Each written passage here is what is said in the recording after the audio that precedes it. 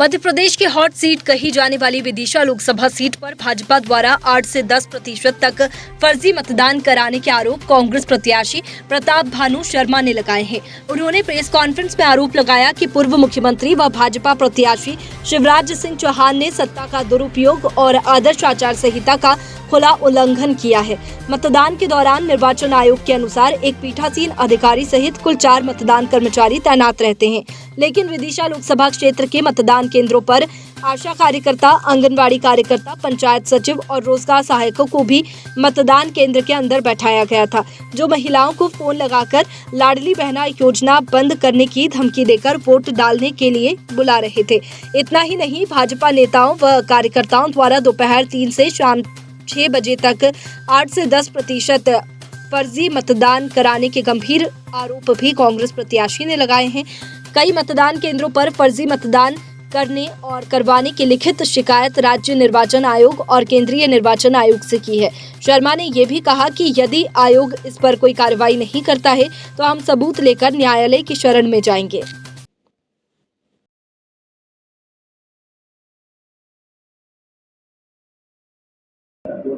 नहीं, हमने चुनाव के दौरान और चुनाव के बाद भी भाजपा के प्रत्याशी शिवराज सिंह को आदर्श आचार संहिता का उल्लंघन करते देखा। सत्तारूढ़ पार्टी के प्रत्याशी वो रहे तो प्रशासन का दुरुपयोग करते देखा, सरकारी संसाधनों का दुरुपयोग करते देखा। और सबसे बड़ी बात यह है कि फर्जी मतदान किस तरह से किया जा सकता है योजनाबद्ध तरीके से। पहली बार स्वयं मैंने पोलिंग बूथ पर जाकर देखी। ये एक बहुत बड़ी बात है कि कैसे उनके कार्यकर्ता दबाव बना रहे हैं प्रशासन पे, अधिकारी पे, और वो मूक दर्शक बने हुए जो लोग वोट डाल गए उनको दोबारा वोट डलवा रहे हैं, उन पर शाही के निशान नहीं लगा रहे हैं, या कोई बाहर का आदमी आके दबाव में खुद ही वोट डाल रहा है, एक आदमी 20-20 वोट डाल रहा है, ऐसा पोलिंग बूथ पर होते हुए देखा।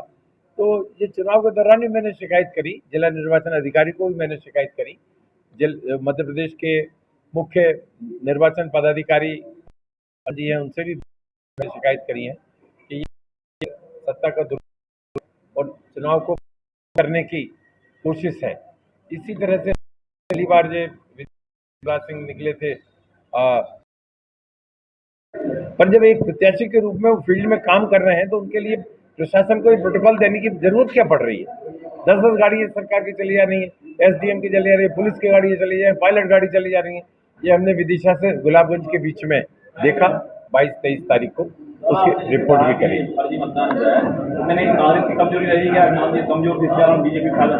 नहीं, कांग्रेस ने तो ये मजबूती से चुनाव लड़ा, और जिस तरह से हमारे पोलिंग एजेंट्स ने, कार्यकर्ताओं ने मुस्तैदी से अपने पोलिंग की रक्षा करी है।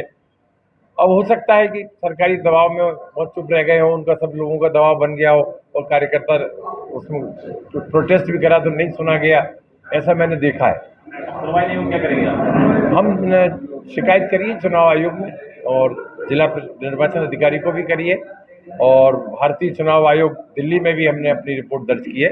इन पे कार्रवाई होना चाहिए, भ्रष्ट आचरण का मुकदमा दर्ज होना चाहिए।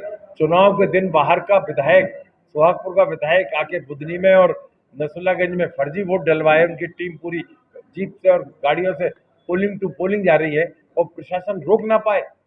हमारे ब्लॉक अध्यक्ष ने, देवी सिंह ने रिपोर्ट भी करी, एफआईआर काटी, इसके बाद भी उस पर कार्रवाई नहीं हुई, उसे रोका नहीं गया। ये क्या है? टोटली भ्रष्ट आचरण है, खिलाफ कार्रवाई होना। आज तक एक मुकदमा रजिस्टर्ड नहीं हुआ।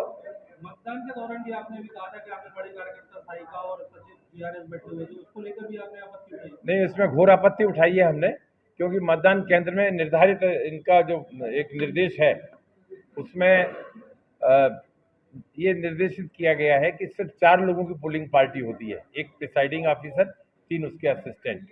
पर हमने देखा कि वो बैठे हुए, उनके साथ ही सटे हुए कमरे में 4 लोग, आंगनबाड़ी कार्यकर्ता, आशा कार्यकर्ता, सचिव, रोजगार सहायक और एक आध कोई और, 4-5 हमने फोटो भी दिए हैं, आप देखेंगे फोटो में। वो बैठकर अनधिकृत रूप से लोगों को मोटिवेट कर रहे हैं, और मोबाइल पे फोन करके आंगनबाड़ी कार्यकर्ता और आशा कार्यकर्ता ये कह रही हैं कि आपको फूल में वोट देना है, भाजपा को वोट देना है, शिवराज सिंह को वोट देना है, लाडली बहना की स्कीम नहीं तो बंद हो जाएगी। ये क्या है? प्रलोभन है, घूस है, भ्रष्ट आचरण है। ये बहुत गंभीर मामला है। जब मैंने उनसे पूछा कि आपका बताइए ड्यूटी कार्ड कहाँ है, उठ के बाहर चल दी, बाहर निकल दी, कोई ने ड्यूटी कार्ड नहीं बताया। फिर मैंने प्रिसाइडिंग ऑफिसर से कहा कि इनके ड्यूटी चार्ट है क्या आपके पास, ड्यूटी कार्ड बताओ, ड्यूटी चार्ट बताओ। विदिशा से लेके शाहगंज तक किसी के पास कोई ड्यूटी कार्ड नहीं मिला, ड्यूटी चार्ट नहीं मिला। और इसमें आचार संहिता की जो आदर्श आचार संहिता उसकी बुक में साफ लिखा है 4 लोग ही ड्यूटी पर रह सकते हैं पोलिंग बूथ में, पोलिंग स्टेशन पे, बाकी को 200 मीटर दूर। उनका अंदर बैठना ही अनधिकृत था जिसने प्रचार किया। राजनीतिक परिस्थितियों में शिवराज सिंह चौहान को सिर्फ जीत नहीं एक बड़ी जीत चाहिए। आपने उनकी जीत पर रोड़ा अटकाया है। कहीं ना कहीं आपका चुनाव लड़ने फॉर्म भरने से लेकर बात की स्थिति में भी आप पर दबाव रहा होगा। क्या स्थिति है, क्या हमारे पास कोई दबाव नहीं रहा।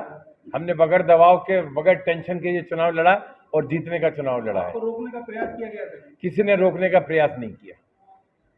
32 साल पहले इसी सीट पर अटल बिहारी वाजपेयी जी के सामने आपने चुनाव लड़ा। आज 32 साल बाद इसी सीट पर शिवराज जी के सामने चुनाव लड़ रहे हैं। क्या परिदृश्य देखते हैं, क्या अंतर देखते हैं?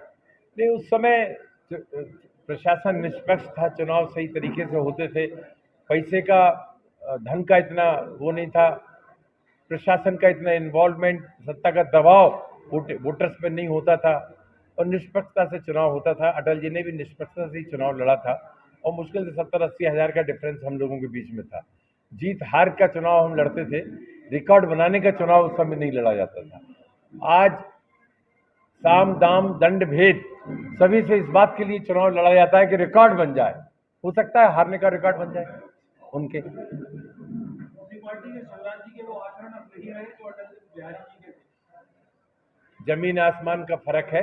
इनका चाल चरित्र और चेहरा बदल गया है अब।